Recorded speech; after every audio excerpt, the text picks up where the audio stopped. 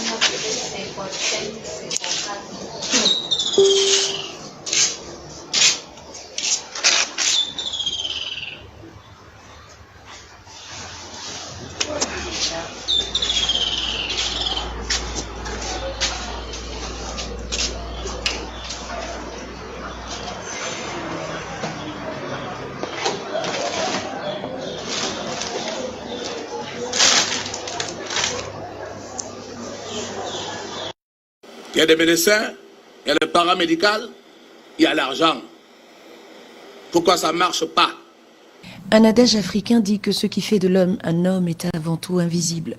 Mais lorsque l'homme sort de son silence et exprime ce qui selon lui est inacceptable, cela s'appelle prendre ses responsabilités. Et responsable, c'est ainsi que l'on peut et doit qualifier l'attitude de Julien Kogebe-Kalé, le premier des ministres gabonais qui, sur un ton ferme, a eu les mots justes à l'endroit du corps médical.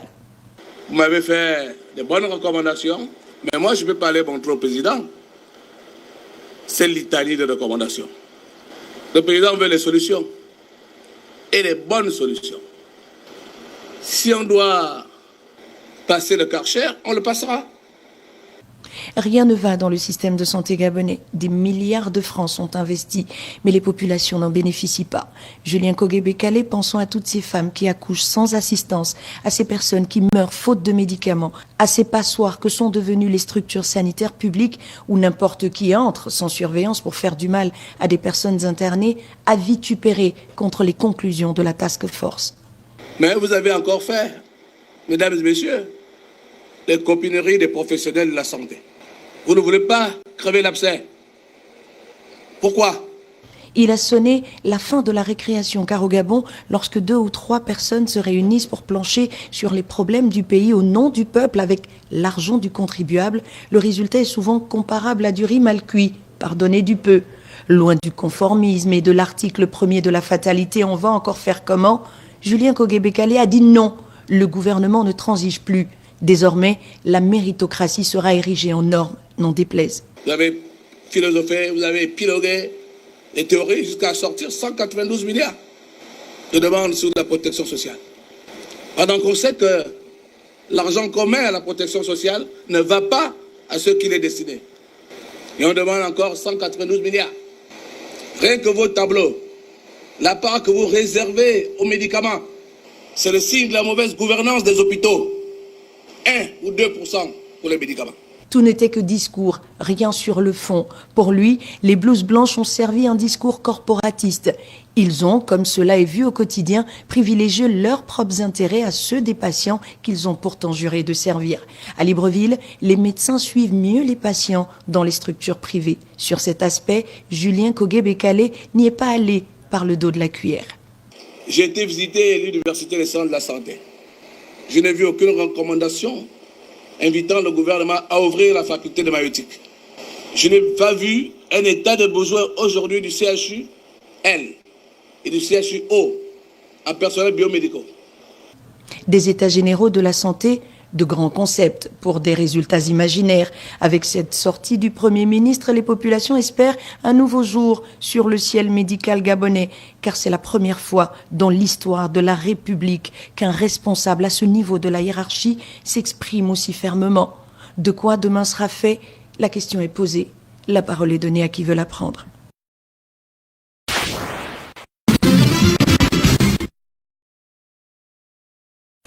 L'hôpital régional de Ntchengue, selon la population, rencontre d'énormes difficultés en matière de premiers soins médicaux, absence de lits, non prise en charge en cas d'urgence et bien d'autres encore. Voilà la réalité de ces structures sanitaires publiques de la ville de Port-Gentil. En un mot, il n'y a pas de matériel pour pouvoir prendre soin des gens. Tu vois. Donc, ce qui veut dire que quand un patient arrive en cas d'urgence, les premiers soins, il n'y a pas. Il n'y a pas les médicaments, il n'y a pas de fois les lits pour hospitaliser les gens. Il y a beaucoup de patients qui sont démunis, des familles, des personnes qui sont délaissées, abandonnées. Allez-y vérifier en médecine, en Ntchengue. Allez-y vérifier au service d'urgence. Ce sont les personnes-là qui ont besoin d'aide. Regardez du côté des grands endémies, du côté du CTIA. Il y a des personnes qui n'ont pas de moyens pour pouvoir aller se dépister, pour pouvoir payer par exemple des médicaments, par exemple pour certains cas des infections comme les séropositifs, comme la tuberculose. Il y a des personnes que quand les médecins donnent les bons d'examen pour pouvoir aller faire, s'ils n'ont pas de moyens, ils vont faire comment? Ils sont abandonnés à eux-mêmes. Donc, le constat que moi j'ai fait, beaucoup de gens sont en train de mourir. Donc aujourd'hui, l'hôpital de Ntchengue enregistre beaucoup de cas de décès plus que les autres cliniques. Pour cette dame, l'apport de matériel sanitaire adéquat de l'État serait nécessaire. Nous, on a besoin d'aide de l'État parce que quand les parents emmènent les patients en Ntchengue,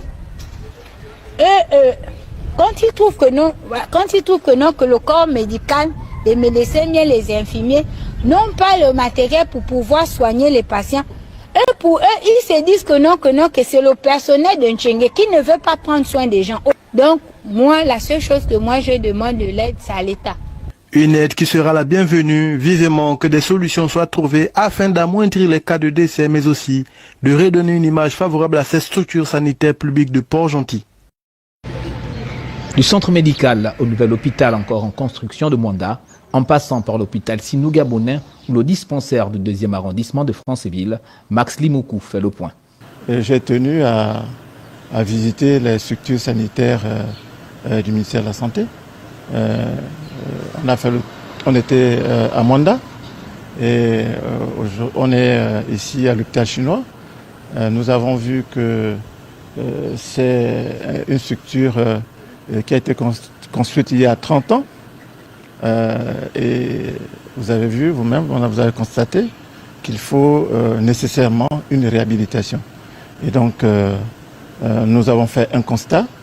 Nous retournons à Libreville et certainement des solutions idoines vont être apportées. Le corps est une machine biologique avec plusieurs systèmes fonctionnant à l'intérieur et le manque de soins et l'entretien peut conduire progressivement à certains handicaps avec le temps. Pour Max Limoukou, il faut répondre au plus urgent. L'urgence, c'est l'étanchéité et bien sûr il y a la plomberie, il y a l'électricité. Donc on va s'atteler à faire en sorte que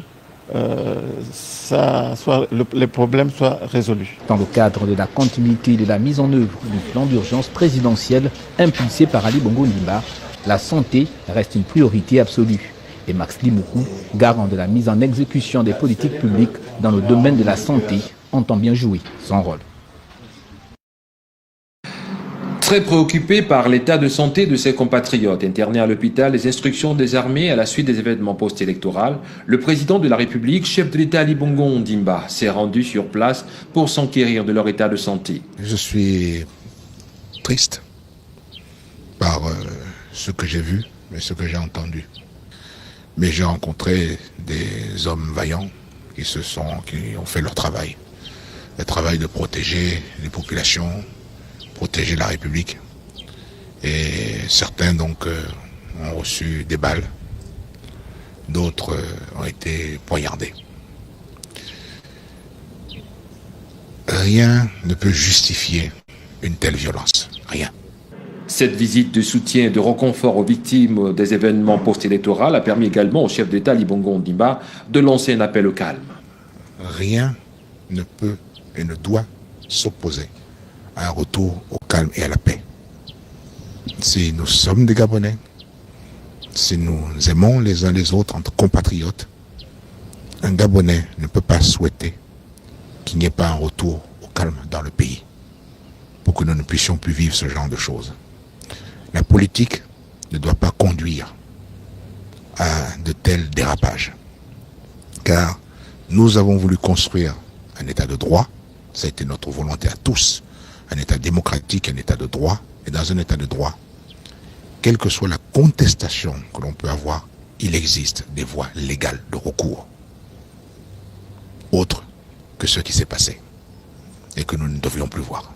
Le président de la République, chef d'État Ali Bongo Ondimba, est parti de l'hôpital des instructions des armées, très attristé. Mieux vaut ne pas être malade en ce moment au Gabon. Grève illimitée des hôpitaux dans le pays. Des médecins qui se mobilisent pour un de leurs confrères aujourd'hui en prison après la mort d'une de ses patientes enceintes. Les détails de cette affaire avec Emmanuel Godard. Les portes sont closes. Tous les hôpitaux, qu'ils soient publics ou privés, sont restés fermés ce vendredi à Libreville. Grève illimitée du secteur hospitalier, un moyen de faire pression. Depuis 4 mois, le docteur Max Fila est emprisonné, poursuivi pour une erreur médicale présumée. Ses collègues réclament sa libération. Ce mouvement vise simplement à le rétablir dans ses droits de citoyen. Le docteur Fila est un citoyen, et tout comme citoyen, il est justiciable, et tout comme citoyen, il a donc le droit d'avoir un jugement dans les temps et au moment voulu par la justice. Il y a 4 mois, le docteur Max Fila reçoit en urgence dans sa clinique privée une patiente enceinte de jumeaux. Le médecin pratique une césarienne, les enfants naissent en bonne santé, mais la mère décède 3 jours plus tard d'hypertension artérielle. La famille porte plainte. Pour le gouvernement, il faut éviter tout amalgame. On ne peut pas fermer un hôpital public pour un acte qui s'est posé dans un cadre privé. La solidarité vis-à-vis de leurs collègues, je veux bien, mais il faut qu'on le fasse dans une attitude, dans une démarche responsable. Ce vendredi, aucun malade n'a été pris en charge. Seules les urgences vitales ont été traitées. Nous espérons que les choses trouvent une issue favorable rapidement afin que les compatriotes soient reçus dans la dignité et dans la perspective des soins de santé. Cela fait 2 mois que les médecins sont en pourparlers avec la justice, sans résultat. Dans les jours qui viennent, ils prévoient des actions d'envergure si le docteur Fila n'est pas libéré. Pendant ces fêtes de fin d'année, le numéro 1 de la santé au Gabon, le professeur Léon Zouba, a fait la ronde des hôpitaux de la capitale gabonaise pour vérifier si le personnel de santé était bien en place, quand on sait que pour saluer la nouvelle année, certains excès sont parfois permis. Cabrel Guilain, Lemami, Richard Moubiwa, Massessé. Encourager et apporter le soutien aux agents en service en ce jour du 31 décembre, voici l'exercice que s'est assigné le ministre de la Santé, professeur Léon Zouba, et son délégué Bikissa Nembe. Visite inopinée dans les différents centres hospitaliers de la capitale gabonaise qui ont permis au chef de ce département d'apporter quelques conseils aux agents en service, mais aussi de s'imprégner des difficultés qu'ils rencontrent. Du centre hospitalier universitaire d'Argoundjé, en passant par le centre de santé de Nzayon, l'hôpital de coopération égypto-gabonaise et le centre hospitalier universitaire de Libreville. Les 2 responsables ont pu constater la présence des agents en exercice dans le lieu d'affectation en cette nuit du 31 décembre. Ce soir, nous avons trouvé qu'il était nécessaire et opportun, sur les instructions, de voir comment les Gabonais sont accueillis à une journée importante comme le 31. Et nous avons constaté que consciencieusement, les Gabonais, les professionnels de la santé, se rendent compte qu'il est fort important qu'ils soient là présents pour assurer les compatriotes, pour voir comment ils sont accueillis. C'est difficile certes, parce que c'est une journée de réjouissance, Ils sont venus à l'hôpital, nous les avons accompagnés, nous pensons qu'il était nécessaire. Vu que l'accueil est le premier maillon de la chaîne des soins, le ministre de la Santé a constaté quelques difficultés que rencontrent les agents du centre hospitalier de Nzayon sur la capacité d'accueil.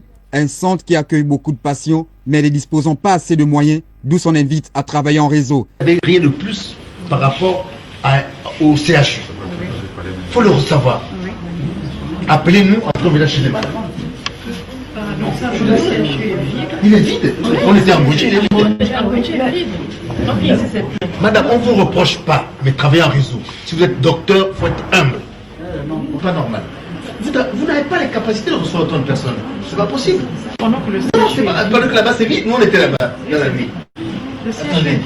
Ces furent des visites riches pour les premiers responsables de la santé qui se sont imprégnés de la qualité de l'offre de soins apportée par les différentes structures hospitalières de notre capitale. Toutefois, l'on notera la naissance des tout premiers bébés de l'année 2014 et quelques cas d'accidentés. Malgré multiples sensibilisations des médias, en témoigne la présence de ce patient. Je vais faire une vidéo. Ici, nous sommes à l'hôpital général. Je suis devant un nouveau-né. Madame, vous venez d'accoucher? Vous n'avez pas parlé ici. Vous venez d'accoucher, Mais pourquoi vous êtes dehors? Il n'y a pas de chambre, Ah, ça. Voilà, il n'y a pas de chambre. Des nouveaux-nés, Des futurs cadres de l'État. Voilà. Avec Ali, c'est le temps dormi dehors, Voilà.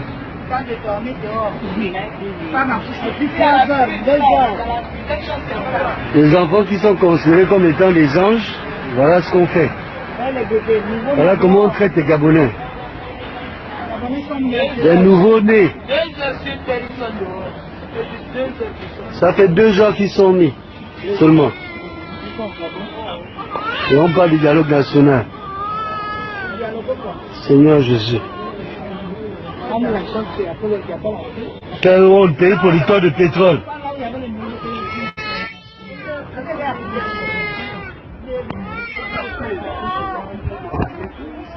Et il paraît même qu'on refuse les accouchements. Donc si quelqu'un m'a accouché, on dit non, c'est pas possible parce que il n'y a plus de place. Ils font le nettoyage, donc voilà. L'arrivée de la délégation conduite par le ministre de la Prévoyance sociale, Guy Mexan Mamiaka, à l'aéroport et Wormokok d'Oyen, marque la 4e étape de l'installation du SAMU social dans les chefs-lieux de province du Gabon. Il était impensable qu'on puisse faire le SAMU social à Franceville, qu'on puisse le faire à Port-Gentil, et qu'on ne pense pas aux Kogènes, aux Essangui, aux Essandon, aux Dip, mais boum, Yangui. Nous sommes venus vous apporter, on va pas tourner autour du pot, l'hôpital cadeau. On est venu vous apporter le logement cadeau pour ceux qui dorment dans la rue. Le SAMU social s'intéresse à l'assistance de proximité aux personnes vulnérables. Un numéro vert, le 1488, permet de contacter les agents du service 24 heures sur 24. Le coordinateur général du SAMU a insisté sur l'appartenance de tous sans exception au service et à la gratuité des soins offerts par les professionnels de la santé pour tous. Mais sachez que en pays tout le monde, on a tendance à penser que tout le monde est chef. Le SAMU social, c'est pour tout le monde. C'est pour tout le monde. C'est pas seulement pour ceux-là et non pour ceux-ci. Le SAMU social est humanitaire. C'est pas le SAMU social de la politique. C'est pas pour, comme certains disent les Gabonais, du pouvoir, de l'opposition. On est Gabonais et je vais vous dire ça dans ma langue, vous allez comprendre. Gabonais dit le Gabonais. Ça veut dire le Gabonais, c'est seulement un Gabonais. Belmayora. Donc le SAMU social, c'est pour nous tous. Appropriez-vous l'outil.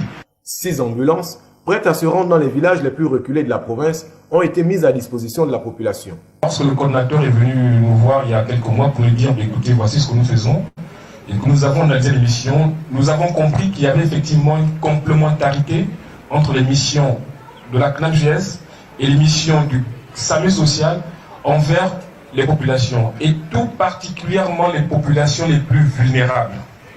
Pourquoi? Parce qu'effectivement, le SAMU social, et notamment à Oyem, ils vont recevoir nos populations, nos parents, les plus fragiles, les plus démunis, tantôt pour les problèmes de soins, et tantôt, et c'est triste à dire, mais c'est aussi une réalité, pour des problèmes d'exclusion sociale. L'unité du SAMU social OIM est dotée de 8 bureaux, 4 salles de soins et 46 lits. Une phase du défilé militaire d'une des manifestations officielles de l'indépendance du Gabon à Libreville.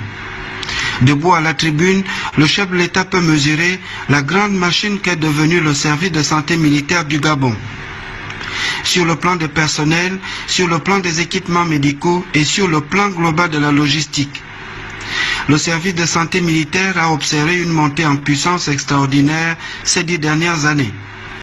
Ali Bongo Ondimba, ancien ministre de la Défense, a été le principal artisan de la mise en pratique de cette grande œuvre initiée par l'ancien président Feu Omar Bongo Ondimba. Un hôpital d'instruction des armées de plus de 400 places, des équipements à la pointe de la technologie, dont un hôpital complet de campagne et des ressources humaines hautement qualifiées. Ici se pratique presque tout type d'intervention médicale, des dizaines de milliers par année aux prix sociaux pour les civils, plus de 80%, et gratuits pour les militaires.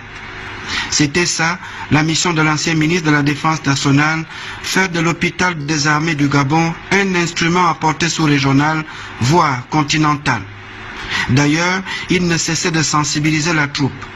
L'hôpital d'instruction des armées est l'hôpital le plus moderne et le plus performant, non seulement au Gabon, mais dans toute la région, dans toute la sous-région. En dehors de l'Afrique du Nord et de l'Afrique du Sud, il n'y a pas d'hôpital aussi moderne que celui que vous avez. Et pour cela, l'État a consenti à d'énormes sacrifices. Tout de suite après son inauguration, voyant qu'il manquait encore des services, le chef d'État a ordonné que commencent immédiatement les travaux de la seconde phase de l'annexe qui comprendra la maternité, la pédiatrie et d'autres services. Parce que le chef de l'État souhaite que vous puissiez être à l'aise, soigner dans les meilleures conditions. Et j'ai bien dit aux médecins que là aussi, il ne saurait être question d'entendre qu'un militaire, un de ses parents, est arrivé à l'hôpital. Or, pas de compresse, pas de drap dans les chambres, pas de serviettes, pas de médicaments. Ceci est inacceptable. Et surtout qu'on en accueille bien les gens, sans les insulter, sans les maltraiter, et sans qu'il n'ait à attendre toute une journée. Véritable machine au service de la médecine de catastrophe et d'urgence, l'hôpital des armées du Gabon totalise de longues années d'expérience avec entre autres la participation et l'organisation des manœuvres médico-militaires avec de nombreux pays parmi lesquels les États-Unis d'Amérique, la Chine, la France, le Cameroun, ainsi de suite. L'opérationnalité de ces forces et leur grande capacité d'action au service des malades, c'est toute la force de frappe de l'hôpital des armées et donc de la santé militaire gabonaise qui a aujourd'hui la pleine confiance du chef suprême des armées. Libreville, Atanda et Ouvendo au pas de course. Toutes les structures sanitaires des communes citées ont reçu la visite du vice-premier ministre en charge de la santé accompagné de ses 2 délégués service après service. Le service provincial de la CNAMGS dans la province de l'Estuaire, qui a subi la folie passagère des manifestants pendant les troupeaux électoraux, a lui aussi été visité. Après les dures journées de la semaine dernière, et quoi que nous étions en contact par téléphone avec les responsables des hôpitaux publics, nous avons tenu nous-mêmes à venir nous rendre compte in situ du fonctionnement des hôpitaux. C'est pour cela que nous avons visiter les principales structures publiques, mais ce que nous notons avec satisfaction, c'est que les hôpitaux n'ont pas arrêté de fonctionner malgré des conditions extrêmement difficiles. Une situation de trouble qui a créé des carences, mais pour tout remettre en ordre, le gouvernement s'y attelle et se veut rassurant. Il y a quelques manquements, bien sûr, notamment en ce qui concerne la sécurité. Il faut la renforcer, par exemple à Mélène et à Nkembo. particulièrement, mais aussi dans les autres structures. Il y a également une nécessité d'augmenter les stocks de médicaments. Les stocks existants tiennent bon pour le moment, mais si nous ne les augmentons pas, nous pourrions avoir quelques difficultés à ce niveau-là. Le vice-premier ministre en charge de la santé a tenu à saluer les efforts du personnel de santé qui, pendant cette période, a su garder ouvertes les portes des structures hospitalières et les faire fonctionner sans interruption. La structure qui connaît une réhabilitation sans fin aujourd'hui se retrouve dans un chantier inachevé. Les travaux sont en panne sèche. Nous sommes en crise, ça fait, je crois, depuis le 19 janvier 2014. C'est un chantier et nous regrettons parce que comment on l'appelle, l'entrepreneur n'est pas payé. Tout ce que vous avez vu là, qui répond à cet aspect souhaité par tous, c'est la volonté personnelle de l'entrepreneur. Nous interpellons fortement le gouvernement pour qu'il arrive à solder ou au moins à payer de moitié les frais de travaux de cet entrepreneur. C'est tout ce qu'il demande pour continuer. Du coup, les 10 pavillons réservés aux malades sont très dégradés. Les quelques patients qu'on retrouve ici vivent dans les conditions déplorables. D'autres se logent dans la rue. Pourtant, certains sont conscients. Regardez cette structure hospitalière de plus d'une trentaine d'années. Mais il faut améliorer les conditions de vie des travailleurs, améliorer les conditions de vie des malades, les structures, les bâtiments agrandis. Regardez, 1,5 million d'habitants, plus de 20% de personnes au Gabon souffrent de la maladie mentale. Vous allez peut-être l'ignorer, mais c'est une réalité. Presque tout le monde est malade. Mais pourquoi une seule structure dans un seul pays? On pourrait mettre des psychiatries dans toutes les provinces. Mais je suis jamais qui ici, le lundi 15 novembre 1982. L'hôpital, mais c'est le choix du gouvernement. C'est pas c'était le privé. La structure qui paye le fruit de son manque d'intérêt nécessite une attention. Et donc nous pensons qu'aujourd'hui, avec l'arrivée du professeur Nzouba, qui d'ailleurs a laissé ce problème, on estime que cette oreille sera aussi attentive et qu'il pourra, un temps soit peu, faire en sorte que les choses avancent. La journée internationale de la santé mentale à l'hôpital psychiatrique de Mélène se célèbre sous silence. Loin d'être le dernier reportage sur ce site, messieurs les gouvernants, la balle est dans votre camp.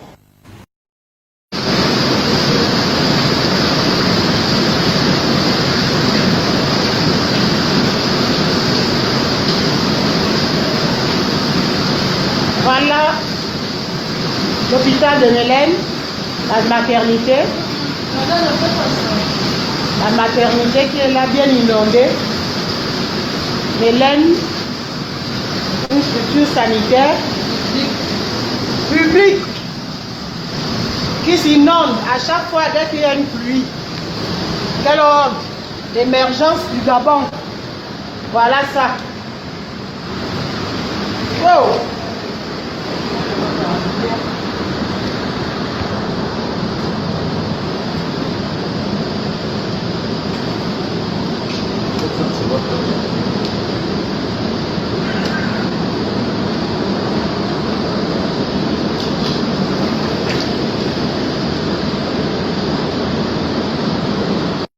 Nous sommes à l'hôpital psychiatrique de Mélène au Gabon, à Libreville. Ça fait 1 an et 5 mois qu'il n'y a pas de travail. Donc personne ne travaille parce que les agents en ont assez de pouvoir travailler dans des conditions comme celle-là. Le minimum n'y est pas en matière d'équipement. Vous voyez bien les bâtiments, comment ils sont, l'état des structures, ça pose des problèmes même de santé. Ils sont livrés à eux-mêmes, ils n'ont pratiquement plus de soins. En fait, ils sont dans une situation, on va dire, de survie totale. Les patients sont quand même là, mais malheureusement, ces patients n'ont où aller. Ils ont le strict minimum, donc ils sont simplement restaurés. Le personnel de santé vient de temps en temps juste pour marquer sa présence. Et attendre que les autorités réagissent, qu'ils fassent quelque chose pour améliorer ce qui doit être amélioré. Nous sommes prêts à reprendre tout de suite et immédiatement le service. C'est seulement si il y a un minimum dans le plateau technique qui soit assuré. Il faut qu'il y ait une restauration plus ou moins correcte des locaux, les médicaments également, et l'équipement utile, c'est-à-dire les lits, les matelas, tout le reste. La balle est un peu dans le camp des autorités qui traînent un tout petit peu les pieds. Il y a beaucoup d'efforts à faire pour répondre promptement et très rapidement à tous ces problèmes. J'arrive, on me dit, il n'y a pas de gants, on ne peut pas vous recevoir à l'état militaire. L'hôpital militaire, j'arrive là-bas, on me dit qu'il prend la prise en charge. Je dis, mais moi, je n'ai pas de moyens. Vous avez vu, vous voyez vous-même, elle est dans le coma. J'étais de passage, je l'ai aidé. Des 3 blessés, 2 attendaient l'arrivée de leurs parents que nous avons pu joindre par téléphone. Et pour la dame, dans un état plutôt inquiétant, c'est en fouillant ses affaires que nous avons pu trouver un numéro de téléphone. Sa fille s'est ainsi rendue sur les lieux, mais là, le drame était déjà fait. Elle a malheureusement succombé à ses blessures, manque de premiers soins. Les 2 autres auront pu suivre des soins à la polyclinique. Ainsi referme ce triste dimanche pour ses compatriotes. Retour sur cette vieille polémique.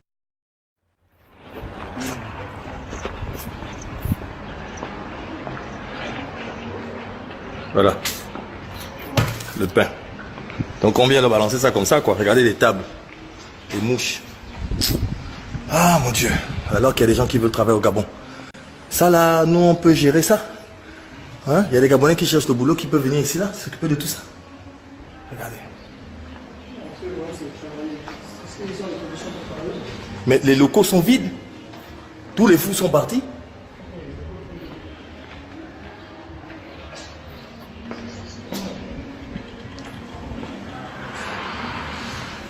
Donc, mais ça sent vraiment ici. Hein.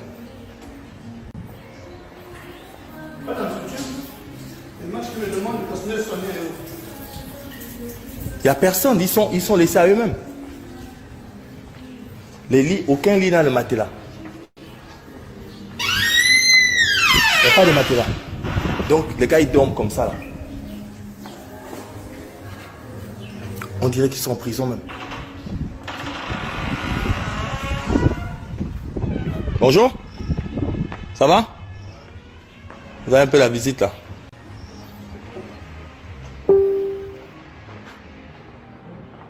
Bonjour.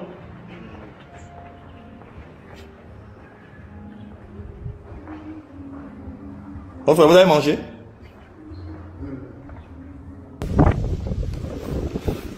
Hein? Depuis qu'on est là, on a encore croisé personne. Et ça, c'est un coin où on garde des gens qui sont supposés avoir des problèmes. Mais comment on peut les laisser comme ça? Bonjour, papa. Les femmes, c'est pas là-bas? Hein? Ok, merci, papa. Incroyable. Vraiment. Hein?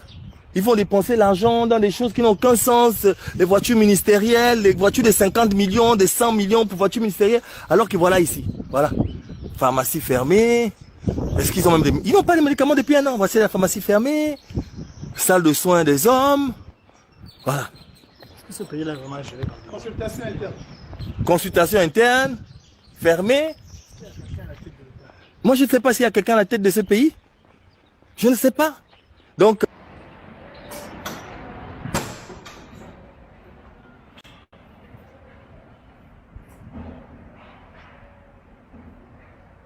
Voilà les prix. Donc ils payent quand même. 5 000 francs, 8 000 francs.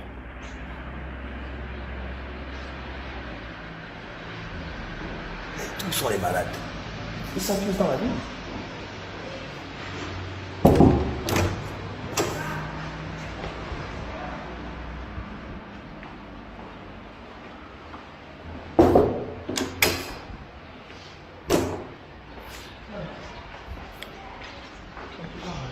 Ils sont dans la nature.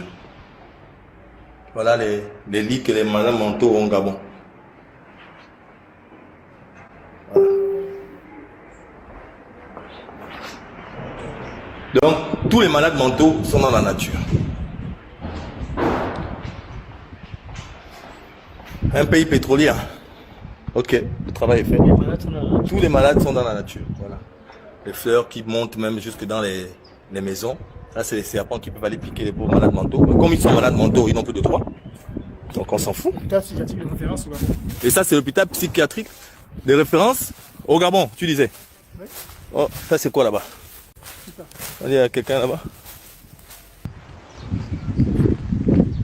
C'est normal, qu'est-ce que vous attendez des gens qui ne respectent pas un drapeau? Regardez le drapeau. Un drapeau gabonais, déchiré, déchiqueté. C'est normal. C'est normal.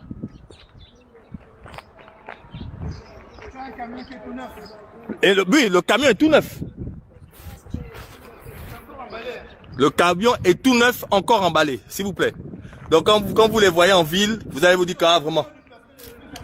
Voilà, le confort du personnel est le plus important. Non, mais tu as quelque chose à dire, mon frère.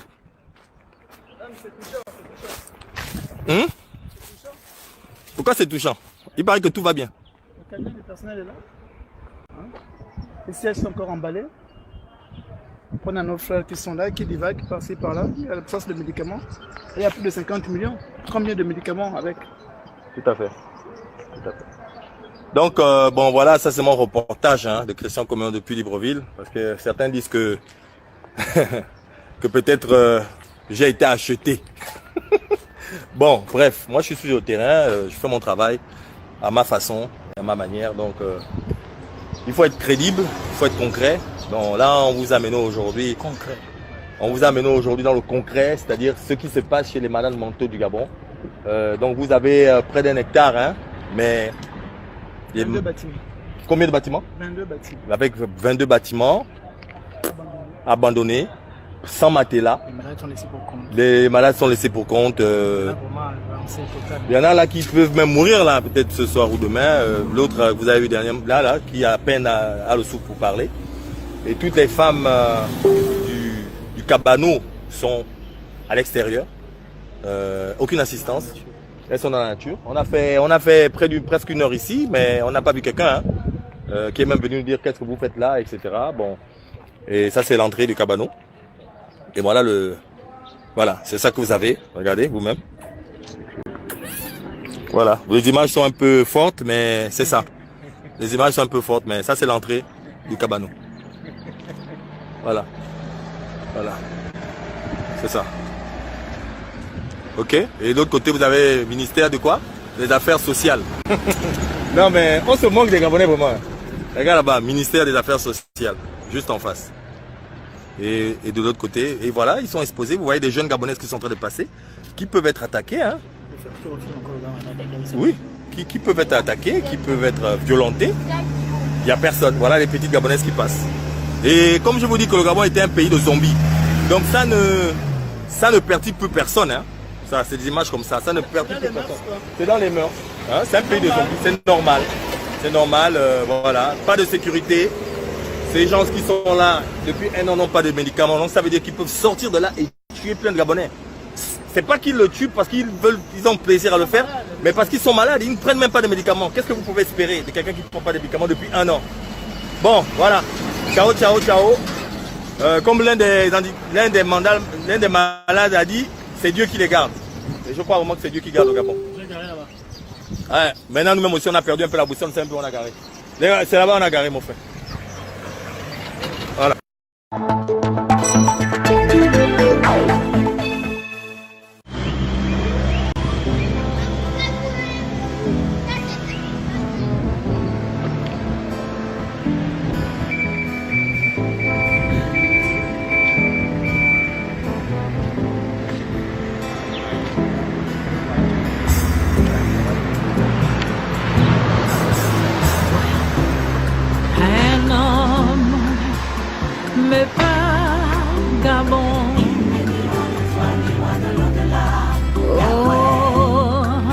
Tant de lumière t'aime, il me parle de toi et de tes dons reçus. Mais tu nies sa place, enlacé dans aux aurores de ruse qui amplifie des valeurs, des puissances, des compassions pour autrui. Qui emplit ton cœur de valeurs vides de sens, d'amour pour la vie.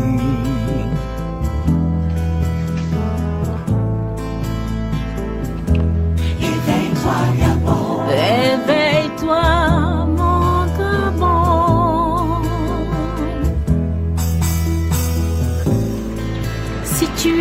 un homme Gabon.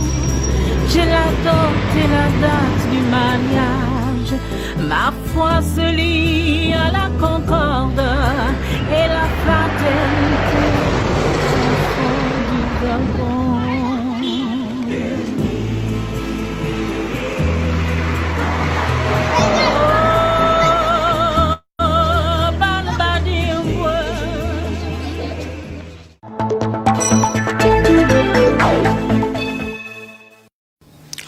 Chose promise, chose due.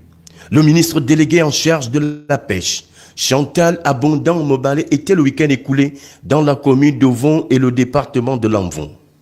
Objectif, joindre l'acte à la parole. Toute chose qui participe à la politique du partage, cher au chef de l'État, Ali Bongo Ondimba.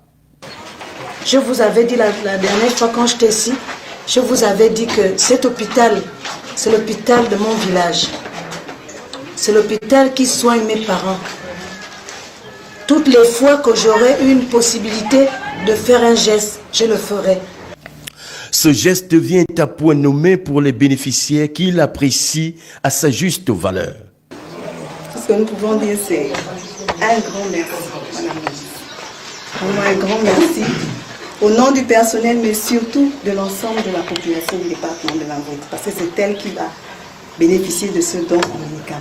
Vraiment un grand merci, madame la ministre. Parce que vous aviez un esprit sain, un esprit d'amour, que vous venez en moins d'une année faire un deuxième don ici au centre médical de Vent. Cette ville qui vous a vu naître, qui vous a vu grandir. Et moi, en tant que préfet du département, je ne peux que me réjouir. Rappelons tout de même que le collège Daniel Hubert Ina et Kamkam a bénéficié d'établement. La donatrice a exhorté les bénéficiaires à faire bon usage. Libreville, Akanda et Ovendo au pas de course. Toutes les structures sanitaires des communes citées ont reçu la visite du vice-premier ministre en charge de la santé accompagné de ses deux délégués service après service.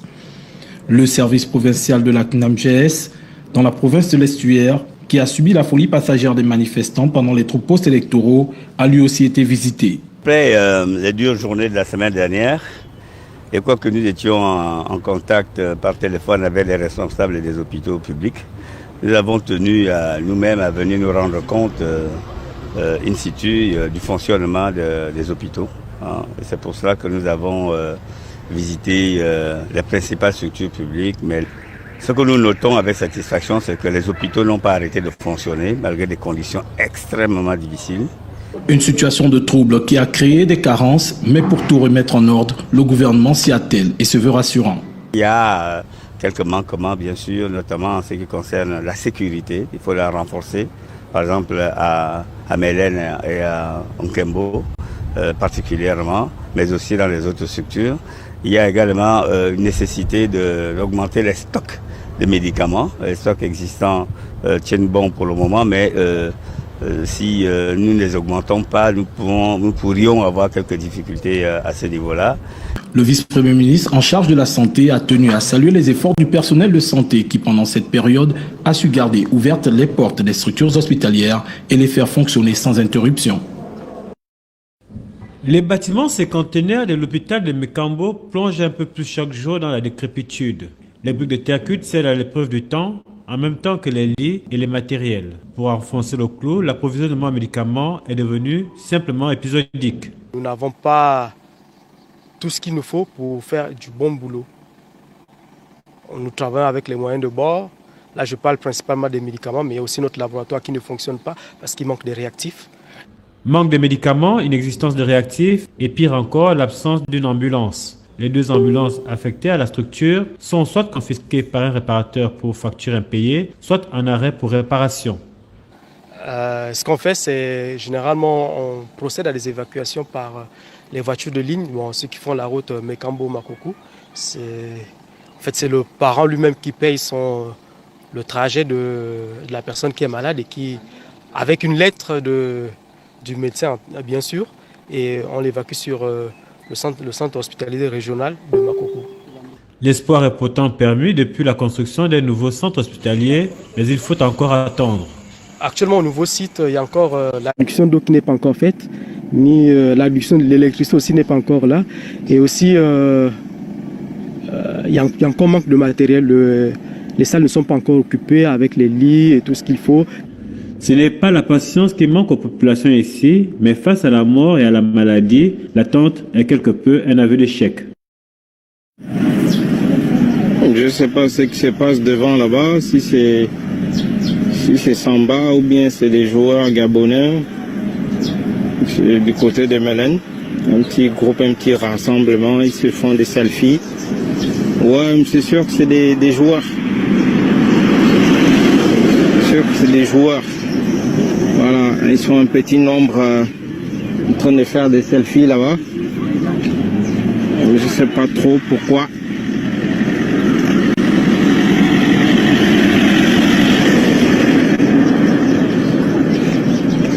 Les poubelles traînent de partout, ils font la fête. Le pays est bloqué, ils font la fête. C'est triste. C'est vraiment triste. Bon, bonne journée.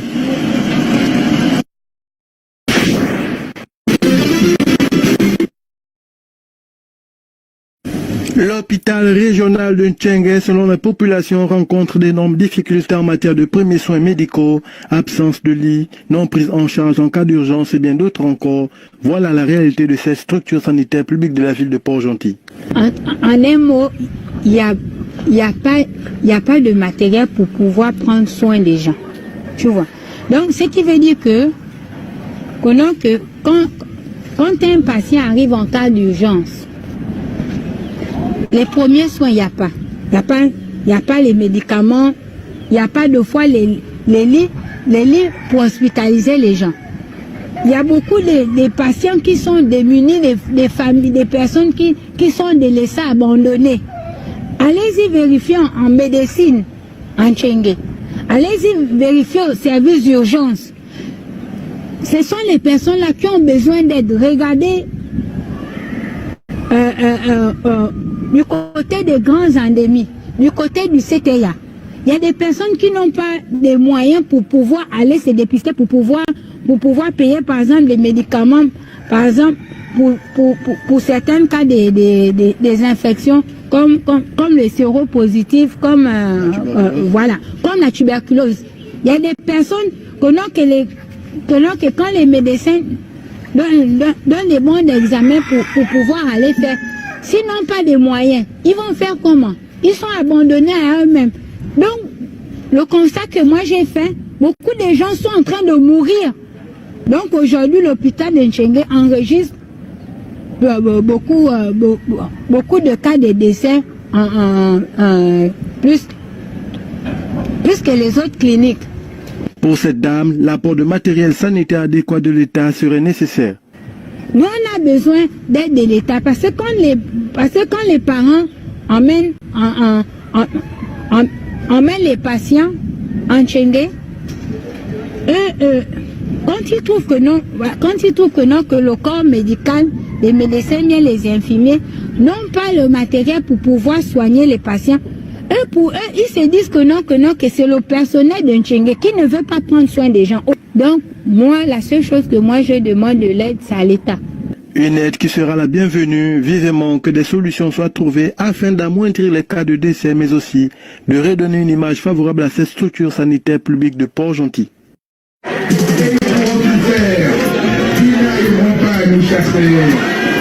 Nous sommes là et nous allons y rester.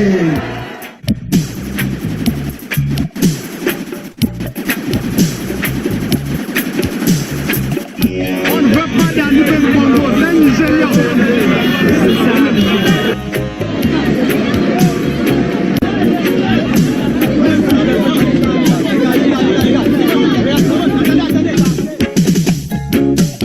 Pour un oui, pour un non, tu cours chercher ta calache.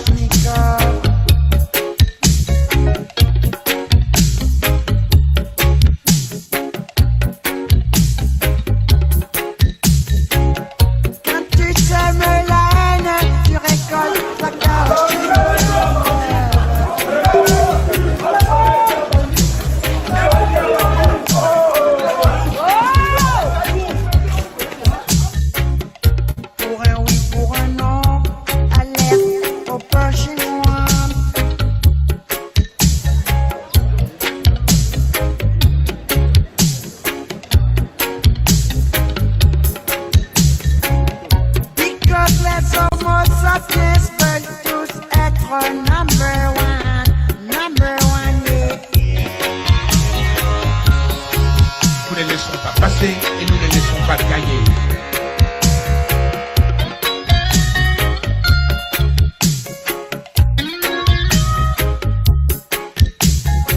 Dans le quartier, t'es mal fringué, t'es mal fringué. Il faut tuer d'autres Gabonais. Il faut tuer d'autres Gabonais. Inakala Chilikov style.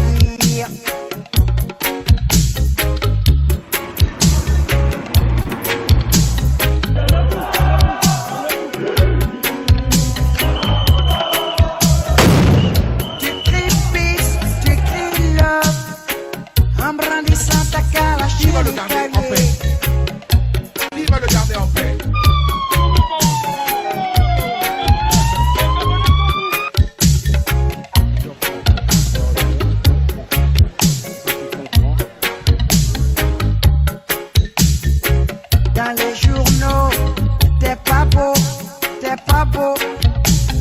pas du tout beau.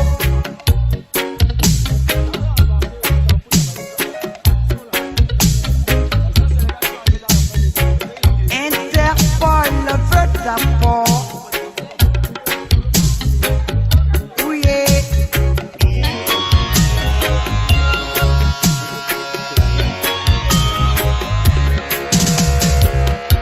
La Kalachnikov, ça peut te distraire.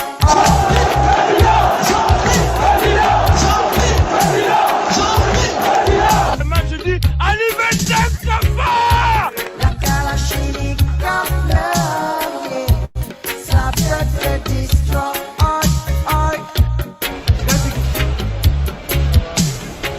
Ça peut te distraire.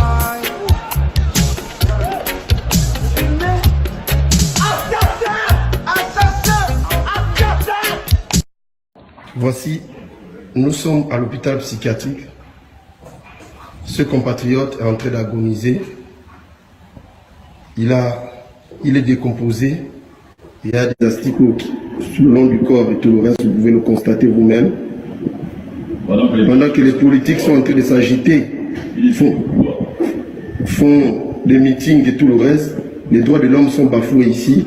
Voilà, le rassemblement de jeunes patriotes gabonais, encore une fois, vient de faire une investigation du côté de l'hôpital psychiatrique de Mélène. Regardez vous-même, regardez cette image.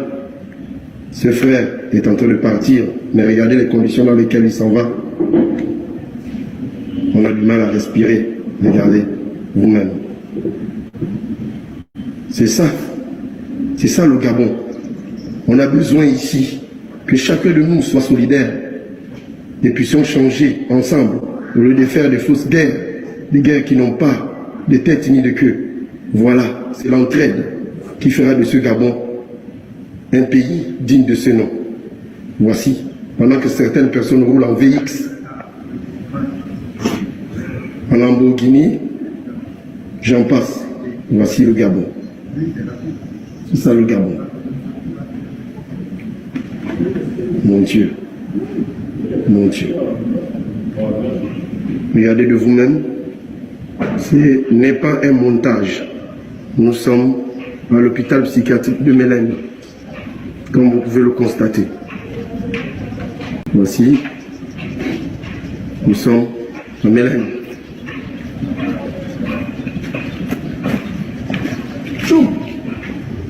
Voici ce qui se passe à l'hôpital psychiatrique de Mélène.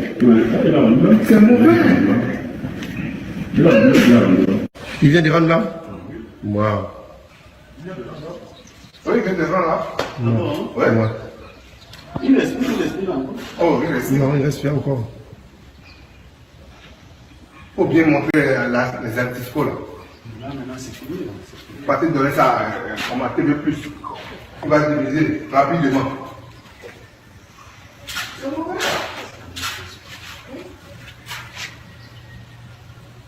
Voici, sur place ici.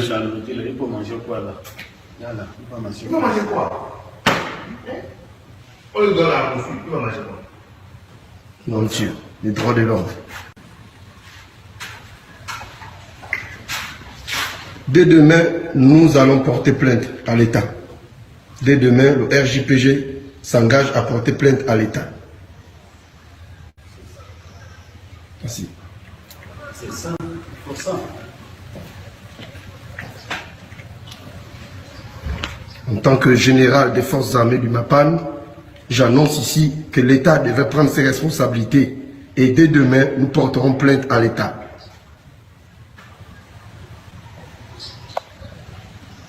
Merci. Fermé depuis près de 3 mois, le centre de santé mentale de Mélène ne laisse entrevoir aucun espoir pour les nombreux malades qui y séjournent depuis quelque temps et même depuis des années, quand bien même ils peuvent retrouver pour certains quelques facultés. La major n'est pas de retour depuis. C'est elle qui nous ouvrait, on allait se laver, on revenait. Maintenant, depuis là, elle ne vient pas. Elle nous a promis même le taillon pour tailler les ongles, mais elle n'est pas de retour. Je ne peux pas aller me mettre loin. Donc, notre famille, la plus grande maladie, c'est la folie. Mais quand tu es fou dans la famille, quand tu es fou, on ne te concerne plus. C'est-à-dire qu'on te concerne comme un homme, tu es déjà mort. Hein? Tu ne peux même plus. Et je crois que là, je ne peux pas le mettre loin. Puisque là, les choses que je vois, c'est les choses de la vie. C'est quand je dis le mot vie, je ne peux pas aller encore très loin parce que je dis ce sont les choses de la vie. La vie, c'est un combat. Rejetés par la société et victimes de discrimination, ils n'ont désormais d'amis et parents que le personnel de ce centre qui tient à garder les portes de cette structure close pour le bien-être de celle-ci et la guérison de malades jusqu'à ce que les conditions de travail s'améliorent. Les gouvernants sont au courant. Il y a des problèmes qui ne vont pas en psychiatrie. Donc, il faut revoir tout ce qui ne marche pas dans ce service, dans cet hôpital, afin que nous puissions reprendre. Nous n'allons pas continuer à travailler, à venir ici à l'hôpital pour ne rien faire. Ils sont certes malades, mais sommes-nous seulement conscients de leurs droits? Négliger ainsi la vie humaine est également le non-respect des droits de ces derniers.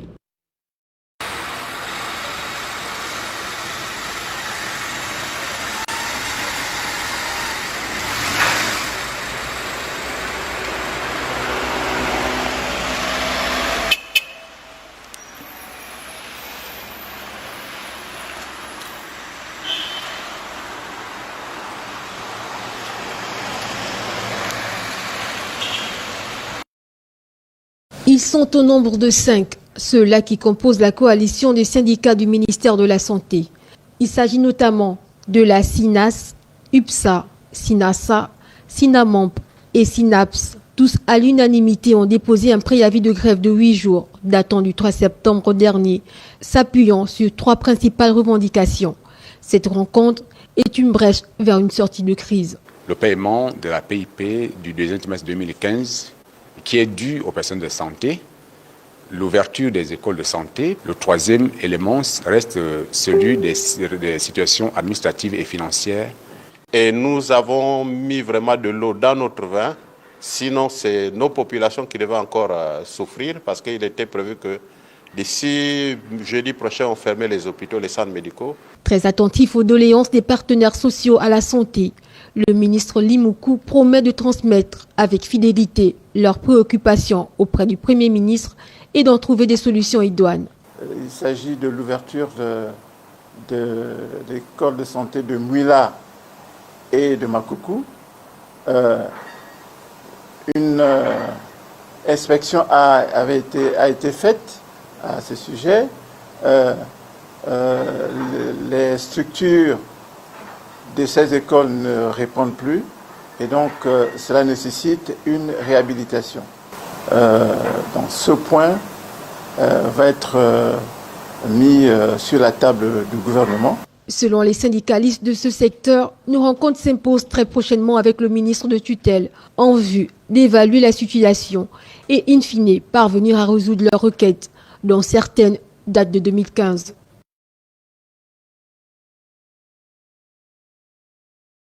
En ce moment, celui qui fait grève ou qui machin, on va dire qu'il veut faire, atteinte à la sûreté de l'État, c'est le nouveau truc qui passe. Et puis après, il est viré ou bien il va en prison. Et on fait de la désinformation pour expliquer aux gens que non, ils font grève parce qu'ils veulent de l'argent. Ils donnent des primes, effectivement les gens voulaient aussi des primes, mais ils ne donnent pas de matériel. Et on continue à travailler pareil. Pourquoi? Parce que même l'argent qui a été débloqué, il y a des gens qui vont le prendre, qui vont l'utiliser pour eux. et ils ne seront pas punis. Et les prochains chefs qui vont venir, ils vont encore prendre l'argent et le garder pour eux. Et ils ne seront toujours pas punis. Parce qu'on ne punit jamais personne pour avoir pris l'argent de tout le monde. Donc on attend et on va voir ce que le nouveau, quel qu'il soit, va proposer. Il y en aura certainement d'autres de grèves. Mais pour le moment, ça ne sert à rien. Parce qu'il n'y a pas de chef. Enfin, il y a un chef de transition qui est là pour faire en sorte que le pays n'explose pas. Il ne va pas s'occuper de nos problèmes de seringue. Il n'y a que la bonne volonté qui marche, quoi. C'est-à-dire, on veut une poche de sang pour quelqu'un qui est déjà installé au bloc. Il faut 60 000 francs parce qu'on veut 6 poches. Si les gens ne font pas 60 000, les gens meurent. Après, là, il faut aller... Là, je viens, je supplie quelqu'un pour qu'on me donne 2 poches. Il me dit, oui, je peux te donner les poches, mais il n'y a pas de donneur, donc comment on fait? On s'arrange, je prends... C'est que du comme ça. C'est-à-dire que si le personnel est un peu mou, c'est pas la peine, parce qu'il faut... C'est du cas par cas, c'est de la débrouillardise, de la casuistique, quelqu'un arrive, il n'y a pas d'oxygène, il n'y a pas de bain, il n'y a rien. Quand il n'y a rien, on fait comme on peut. On leur donne des ordonnances, des trucs qui sont au-dessus de leur salaire pour qu'ils payent. Et tout le monde nous en veut, c'est ça qui est encore pire, parce que tout le monde nous en veut. Tout le monde dit qu'on reçoit mal les gens, qu'on les soigne mal, mais on ne soigne pas avec les dents. Des fois, aux urgences, il n'y a même pas de coton. Juste du coton pour mettre de l'alcool pour placer une perfusion, il n'y a pas de coton. Après, bon, les médecins des urgences, ils sont mauvaise humeur quand même. C'est un peu normal. Et puis, les malades sont fâchés parce qu'ils sont venus jusqu'à l'hôpital et on les a pas soignés. Tout le monde est énervé. Et puis, on va dire que voilà, les Gabonais, c'est des gens paresseux qui ne veulent pas travailler. Sans coton, sans sparadrap, sans quinine, sans rien, on fait comment? Tout le personnel de l'hôpital passe son temps à aller quémander chez tout le monde. Est-ce que tu as machin? Moi, je veux installer, mais toi, est-ce que tu as une lame de bistouri? Moi, je voudrais un fil à peau. C'est-à-dire qu'après, on apprend à se débrouiller. Hein. Il y a des gens qui meurent parce qu'il n'y a pas d'argent. Il y en a beaucoup qui vivent parce qu'il y a du personnel qui est motivé. Bon, ça se voit pas. Mais il y a plein de gens qui vivent parce que le personnel est motivé. Beaucoup plus motivé qu'on le croit. Et puis les gens, ils s'entraident un peu. Des fois, les malades, il n'y a pas d'antibiotiques. Les infirmières cotisent. Le parent du malade d'à côté a pitié. On se débrouille. Hein. Et bon, puisque personne ne veut en parler, personne ne le sait, mais on se débrouille. Des fois, on fait sortir des malades en cachette sans qu'ils aient payé. Pour que... On prend des petites libertés comme ça. On a quelques points avec les chefs, avec l'administration, mais un bébé qui est dans le coma, qui convulse. On sait que si on le garde pendant une nuit, on a de quoi le réveiller. On sait très bien aussi qu'il ne peut pas payer cette nuit-là. On le garde et puis le lendemain, on le fait sortir à la sauvette et puis c'est tout. Bon, après un polytraumatisé qui va arriver avec 4 fractures, un traumatisme crânien, il faut le prendre au bloc trauma, au bloc viscéral. Bon, de toute façon, le bloc de viscéraux, c'est fermé. Alors, c'est sûr, s'il y a une rupture de rate en urgence, lui, il va mourir. Hein. Tout prend tellement de temps que les urgences, c'est difficile. Et encore, surtout les urgences chirurgicales. Quoi. Mais les trucs médicaux, ben, nous, on est là. Moi, je ne suis pas payée pour être là jusqu'à maintenant. Mais je reste. Maintenant que ma patiente est au bloc, je peux m'en aller. Parce que là, tout ce qu'on pouvait faire pour elle, on l'a fait. On a négocié pour qu'elle ne paye pas. Elle a pratiquement rien payé. Tout le monde vous dira qu'à l'hôpital, quand il n'y a pas d'argent, on vous fait partir, mais c'est pas vrai. Mais quand il n'y a pas de matériel, on fait partir les gens. Et des fois, on leur dit, allez nous acheter des gants, du coton, des compresses, du machin. Parce que nous, on n'a rien. Il y a des fois où on en a, mais quand on n'a pas. Des fois, il y a un médecin, un interne, 2 infirmiers et 60 personnes. Quand les urgences pédiatriques étaient ouvertes, moi, franchement, c'est une pièce, ça a 3 mètres sur 3, ils mettent 15 bébés hospitalisés dedans. Il y a 4 détresses respiratoires, 5 anémies aiguës, 2 ou 3 qui doivent se faire opérer. Mais ils sont là, ils travaillent. Et puis il y a tout un couloir plein de bébés qui attendent de se faire examiner dans la même pièce. Après quand on ferme parce que c'est impossible de travailler comme ça. Et s'il y a quelqu'un qui se permet d'expliquer que c'est comme ça et qui s'énerve et qui refuse de travailler dans des conditions pareilles, il est viré. C'est dommage que des gens comme nous on est tout jeunes. Si on commence à faire la langue de bois à notre âge, c'est perdu pour quand on aura 40 ans. Donc il faut quand même être un minimum courageux, un tout petit peu. Mais les autres qui ont des postes, des primes, des salaires, d'autres qui sont un peu en formation, qui n'ont pas soutenu, qui n'ont pas machin, c'est normal qu'ils aient peur. Parce qu'il y a beaucoup à perdre aussi dans toutes ces choses.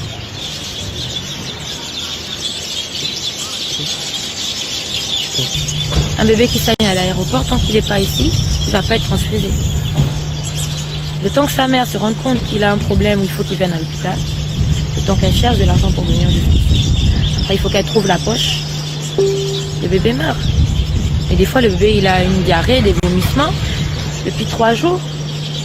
Quand il arrive, il n'y a plus d'eau, il n'y a plus rien. Le petit truc là qu'on met pour pouvoir placer il manque ça. Après, t'es fini. Donc, à la on attend la dotation de demain. Lui, il arrive à 3h du matin, il n'y en a plus.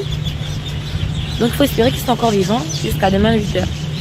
Tout le monde en garde un peu dans son casier au cas où il y aurait un malade qui se retrouverait dans cette situation. Parce que, après, les gens meurent, mais mais les gens aussi, l'hôpital, on leur dit, c'est tellement difficile qu'avant de venir, les gens, ils attendent le dernier moment. Mais elle est malade depuis 4-5 jours, ton bébé. Pourquoi t'es pas venu avant? Moi, j'ai pas l'argent. Ce qu'il faudrait, c'est que quand les gens viennent à l'hôpital, il y a les médicaments gratuitement. Il y a le matériel tout le temps. Partant de là, on ferait beaucoup plus de choses. Mais le principe après tu prends une ordonnance, tu donnes, et puis il faut qu'elle aille à la pharmacie pour ramener. Ça marchera jamais. Le problème de la gratuité, c'est pas venir en consultation gratuitement, même si même la consultation était payante, mais les médicaments gratuits, ou les poches subventionnées, ou des choses comme ça, on s'en sortait. Ils ont fait une gratuité factice où quand on arrive la nuit, on paye rien. On ne paye rien aux praticiens, mais on paye tout le reste. À quoi ça sert? Ça sert à rien. Il aurait même mieux valu qu'on paye la consultation, on a payé ces 3 000 francs là. Et quand vous sortez, on vous dit, bon ben voilà, vous devez telle ou telle somme. Mais ça, c'est déjà pensé, c'est déjà réfléchi. Les chefs se sont assis, ils ont fait des papiers qu'ils ont envoyés à leur chef, qui ont envoyé à leur chef, et c'est resté sous les dossiers. Et en plus, l'autre côté, là, il y a des avortements. Ça fait des femmes stériles. Elles viennent là, parce qu'elles sont en train de saigner pour qu'on arrête l'hémorragie. Mais ça, c'est MeToo et n'importe quoi à l'intérieur d'un utérus. Et ça, on a 23 ans.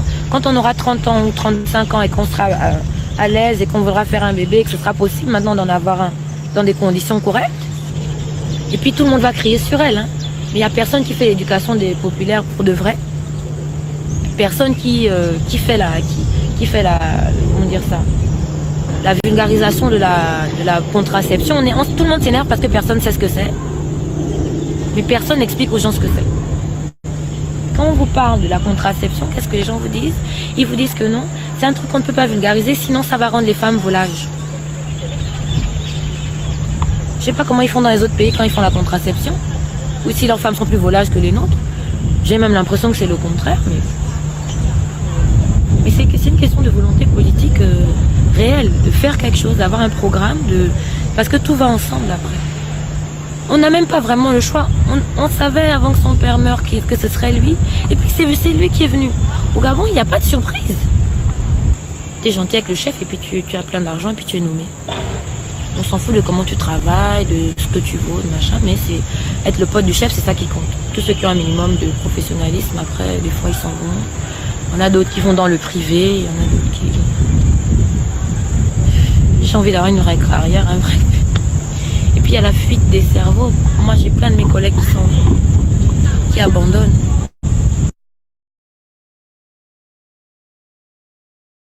Avec pour objectif principal la prise en charge des malades, toutes pathologies confondues, l'hôpital d'instruction des armées Omar Bongo Ondimba accueille chaque jour plusieurs patients.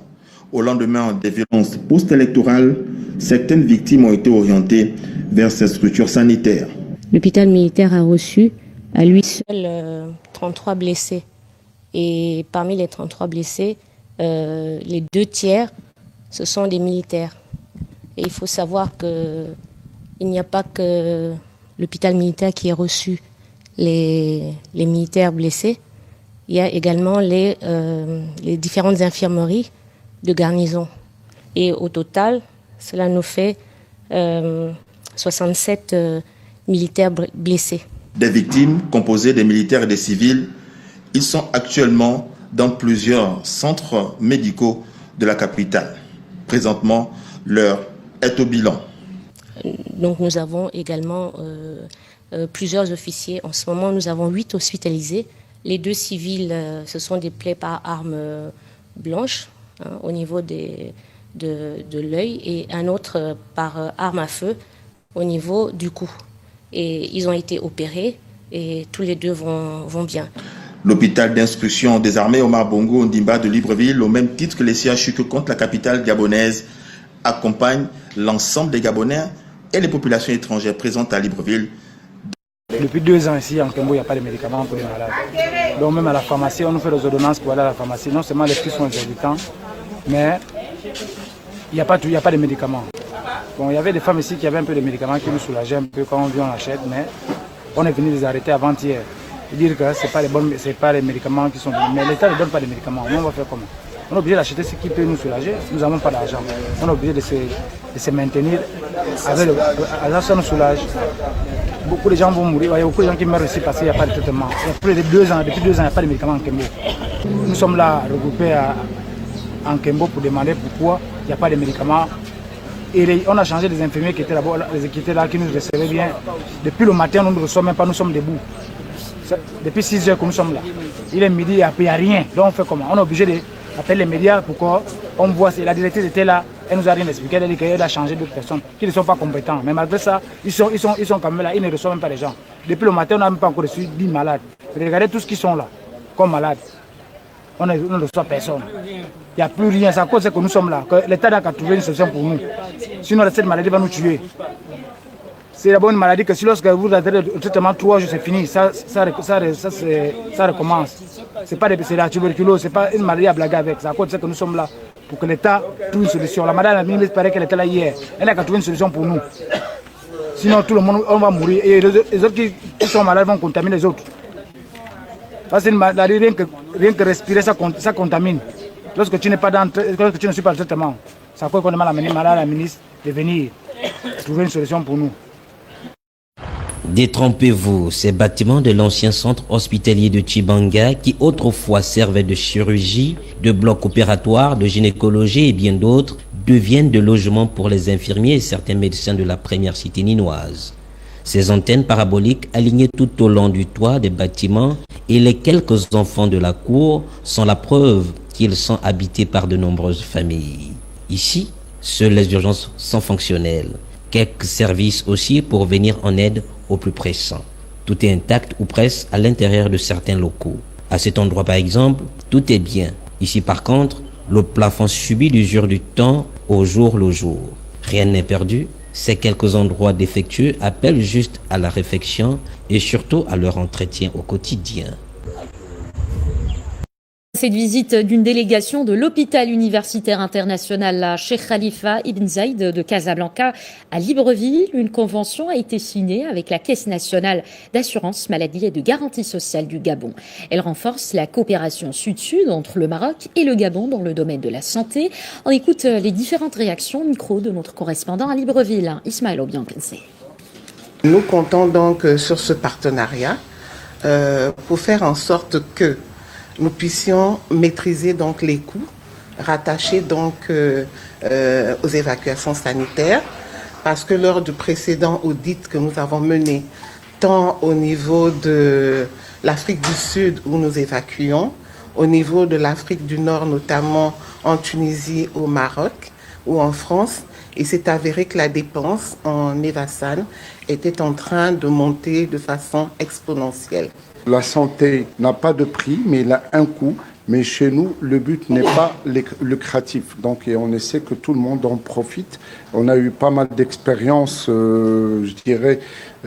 Cette année, par exemple, on a reçu 4800 patients internationaux jusqu'à maintenant, venus surtout de notre continent, et même d'ailleurs.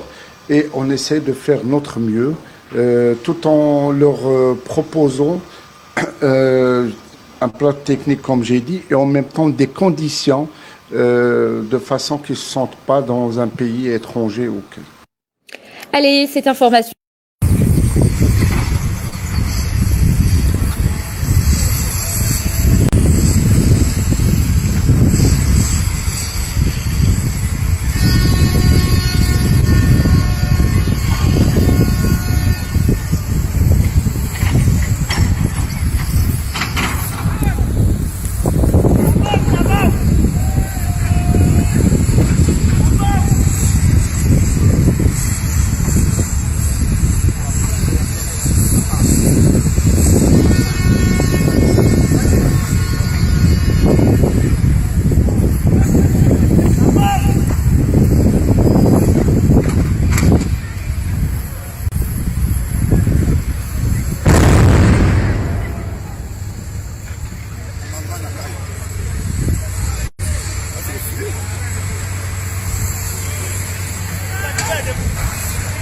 J'en ai Boris signe.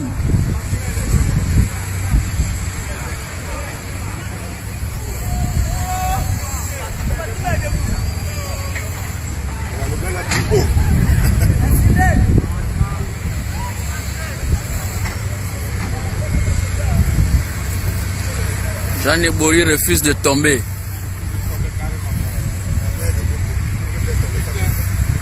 La mère de Bongo refuse de tomber.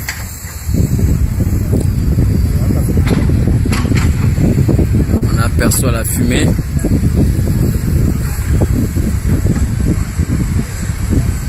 Maman Jeanne Boris refuse de tomber.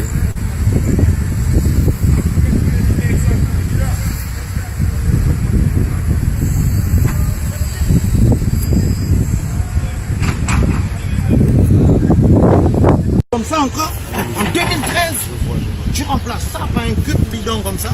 C'est quoi, le bardage autour qui fait moderne? Il n'y a rien là, esthétiquement. Je vous jure, on ne construit plus comme ça en 2013. D'accord, mais celui-là, tu vas l'utiliser, regardez ce cas, il ne faut pas le grandir. C'est-à-dire, celui-là, c'est vrai, hein, les normes maintenant des hôpitaux, la hauteur des plafonds, on pourrait le garder, y affecter une administration. Il y a des ministères éclatés ici. Là-bas, je me vois même un ministère après. On leur a affecté à autre chose. On a l'exemple de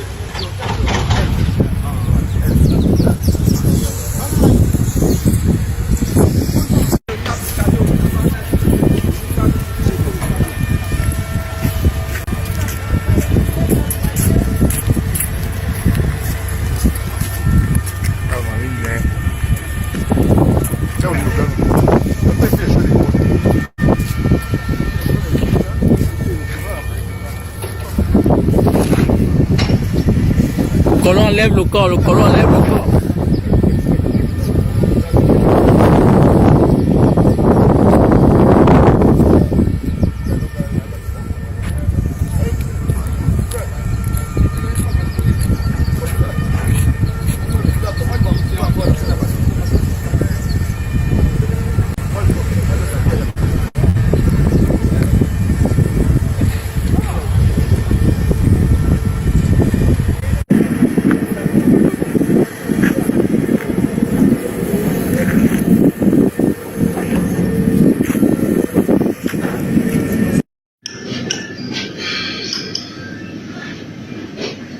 Vraiment, c'est scandaleux. Là, nous sommes à l'hôpital de Fleury. Et vous avez ici un fauteuil dentaire qui avait été installé ici depuis la création de cet hôpital. Et ce fauteuil est en panne depuis 2013 pour une question d'électricité. Il y a un petit souci ici. Hein? En ce qui concerne l'électricité. Et on n'arrive pas à réparer cela. Et vous avez ici, juste, hein, il manque ici une turbine pour faire marcher cet appareil-là. Il y a même quelqu'un qui s'est proposé, hein, avec un coca, qu'il était capable, hein, d'aider un peu ce service-là à faire démarrer ce fauteuil dentaire. Alors, comme ce fauteuil ne fonctionne pas, il y a ici maintenant qu'on ne peut faire que le détartrage, on ne peut faire que les extractions. Donc, on ne peut pas faire des soins dentaires si ce fauteuil ne fonctionne pas. Et autre chose que nous avons découvert dans cet hôpital-là, que là où on trouve certains appareils, j'ai découvert par exemple à la salle d'accouchement, le lit d'accouchement, il y a deux lits d'accouchement. Il y a un lit d'accouchement qui a été offert par la présidente du Sénat. Il y a un autre lit d'accouchement, c'est comme ça, la table d'accouchement, qui a été offerte par le ministre Makambo. Donc, les gens, ne sachant pas où se donner la tête, déposent des doléances auprès des hommes politiques. C'est comme si l'État a foutu le camp, l'État s'est désengagé. Aujourd'hui, maintenant, les seuls capables d'apporter des médicaments dans les infirmeries, capables de réparer les appareils, capables de donner les médicaments, sont les hommes politiques. C'est-à-dire que le budget de l'État n'existe plus. Ce qui existe, c'est les hommes politiques. C'est les fils et les filles du coin. C'est les doyens de la localité. Alors, on se pose la question. Si déjà, dans les localités où on trouve des hauts responsables comme la présidente de l'Assemblée, du Sénat, on trouve les ministres comme Mapongo, mais je me dis, des localités qui n'ont pas de ministres, des localités qui n'ont pas de directeurs généraux, comment elles vont faire? À qui elles vont poser ce problème-là? Donc vraiment, ce que nous voyons à l'hôpital de Fougamou dépasse vraiment l'attendement. Parce qu'il n'y a rien de rien ici. Tout est vétuste. Et vous voyez ici, il devrait y avoir ça, c'est destiné pour les climatiseurs. Ce qui en fait en sorte qu'on ait ces problèmes d'électricité, c'est l'humidité. Or, depuis plus de 10 ans, ce climatiseur ne fonctionne pas. Mais comment on peut conserver les appareils aussi sensibles de manière durable? Et voici la radio qui a été installée et qui n'a jamais fonctionné. Voilà une radio. Cette radio a été installée depuis, mais on nous dit qu'elle n'a jamais fonctionné. Voilà quelque chose comme ça. On dépense de l'argent pour une radio, c'est si on fait les radios dentaires. Ça n'a jamais fonctionné. Et pourquoi ça n'a jamais fonctionné? Ça n'a jamais été connecté au secteur. Voilà. Au courant électrique. Voilà. L'appareil est bien installé, mais ça n'a jamais. Voilà, l'appareil est bien installé, mais ça n'a jamais été connecté au secteur de l'électricité. Donc c'est resté déconnecté de l'électricité. Mais si ce n'est pas connecté à l'électricité, c'est que l'appareil ne fonctionne pas. Donc on est obligé parfois d'extraire les dents sans pourtant faire des radios. Et pourtant, il y a un appareil qui n'a jamais été utilisé pour faire des radios. C'est ça le paradoxe de ce pays. Donc, il faut que nous renforcions le contrôle de l'action publique. Les citoyens doivent s'en approprier, le contrôle. Parce que sans contrôle, c'est n'importe quoi. Et les populations ici en souffrent. Boumango, chef-lieu du département de Logoué-Litili dans la province du Haut-Ogooué. Avec près de 4000 habitants, là-bas, le seul centre médical qui accueille les malades se trouve aujourd'hui dans un état de délabrement avancé, une situation que déplore ici le chef du centre. Vous voyez, le centre médical de Boumango est vieux, les bâtiments sont vraiment vétustes. Donc, il y a beaucoup de difficultés sur le plan disons, du fonctionnement du centre. On manque, par exemple, des appareils bureautiques pour les dossiers administratifs.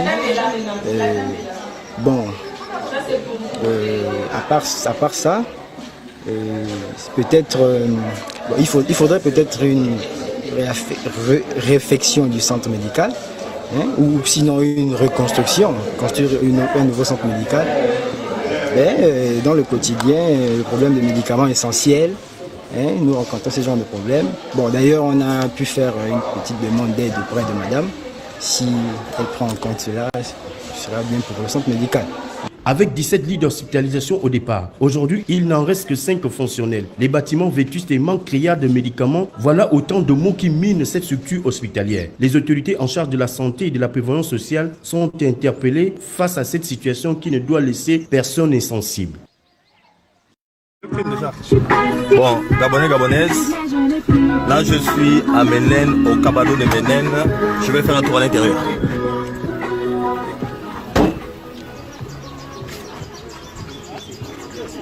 Bonjour, ça va? Ça va un peu.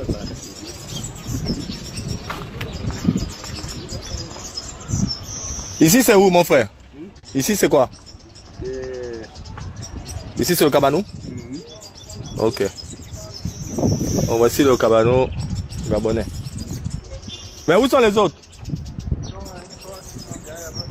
Ils sont derrière là-bas. Ici là?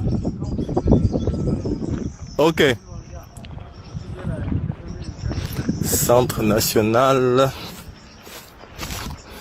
de santé mentale, transport du personnel.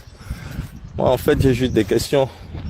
Voilà un terrain qui est bien vide, où on peut investir de l'argent. Voici les travaux qui sont là comme ça. Je ne sais pas.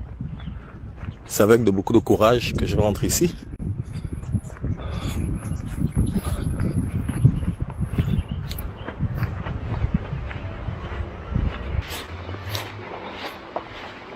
Vous voyez vous-même, on voit que les chats ils sont laissés, ils sont libres et c'est comme ça que les pauvres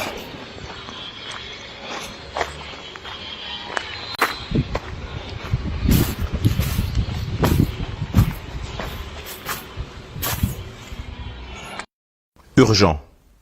Escroquerie des malades séropositifs au plan national de lutte contre le sida, PNLS à Port-Gentil.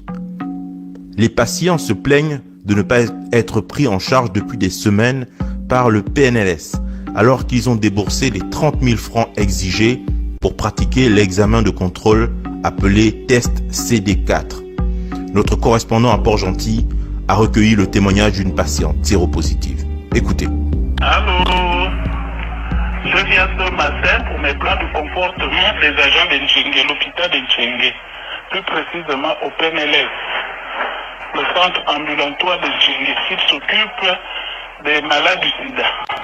Depuis un certain temps, ça fait déjà un mois, les malades déboursent une somme de 30 000 francs pour faire l'examen de CD4. Et dès que le malade débourse les 30 000 francs, arrivé au laboratoire, le laboratoire dit que c'est en panne. On va vous appeler prochainement ou bien vous faire des tours pour voir si l'appareil fonctionne. Mais depuis un mois, jamais ils ont fait un communiqué ou bien refusé d'encaisser l'argent. Tous les jours, les malades déboursent 30 000 francs. Ils prennent. Et le laboratoire ne fait jamais l'examen. Le CD4, c'est la charge d'infection dans le sang pour vérifier à quel niveau se trouve l'infection. Nous sommes à Port-Gentil dans le Goué-Maritime. Nous sommes à Port-Gentil. Alors, quel est l'intérêt de cette explication par rapport à ce qui se passe au PNLS de Port-Gentil, Tchengue? Les patients ont, pour passer le test, doivent payer 30 000 francs CFA. 30 000 francs CFA pour passer le test CD4, c'est-à-dire ce test qui va leur permettre de savoir quel est l'état de leur système immunitaire. Alors, comprenez que 10% des Port-Gentillais sont porteurs du VIH, selon des chiffres officiels. Rapporté à une population de 110 000 personnes, et en ayant à l'esprit le montant des 30 000 francs pour un test CD4, l'arnaque pourrait donc s'élever à plusieurs millions de francs CFA. Les patients qui passent le test, qui payent les 30 000 francs pour passer le test, n'ont jamais passé ce test, ne le passent pas. La question est donc de savoir où va l'argent. Où va l'argent? Le gouvernement de Bongo, qui clame tous les jours qu'elle est au cœur des préoccupations des Gabonais, devrait dépêcher des enquêteurs sur place à Port-Gentil pour savoir pourquoi les agents du PNLS encaissent l'argent auprès des patients mais ne leur font pas pratiquer le test CD4. Sur un plan sanitaire, les patients porteurs du VIH ont besoin de savoir si leur système immunitaire est toujours en bon état ou alors qu'ils sont en train de passer malheureusement du VIH au sida. Il s'agit ici d'un scandale sanitaire d'envergure. Nous demandons à tous nos auditeurs de partager cette vidéo massivement. Ceci est une demande des malades qui vont au PNLS de Port-Gentil, à Tchengué. Peut-être même que d'autres villes du Gabon sont dans cette situation. C'était Malcolm Dumapan pour Résistance TV.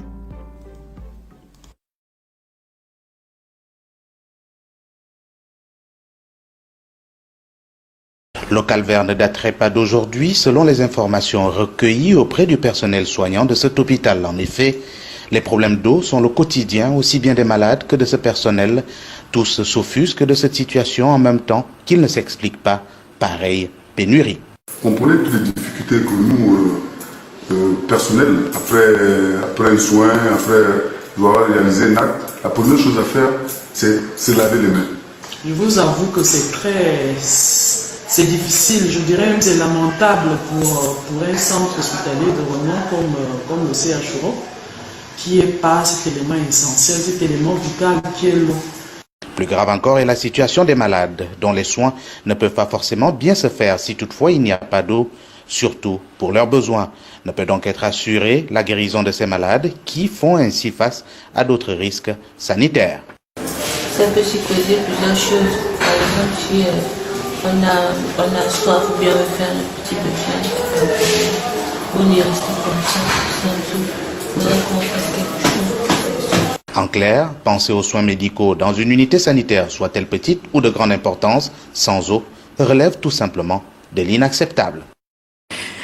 Pendant ces fêtes de fin d'année, le numéro 1 de la santé au Gabon, le professeur Léon Dzuba, a fait la ronde des hôpitaux de la capitale gabonaise. Cas d'accidenté, malgré multiples sensibilisations des médias, en témoigne la présence de ce patient. Parce que on ne peut pas sans fin faire la même chose. Et je crois qu'au-delà de tout, une chose est sûre. Les Gabonais ne veulent plus de lui. Tout le reste ne constitue que des moyens pour lui dire « va-t'en ». Les Gabonais ne veulent plus de lui. Et en insistant outre mesure, il va entraîner chez ce peuple pacifique des réactions que nous ne souhaitons pas. Nous avons des craintes, mais nous ne le souhaitons pas.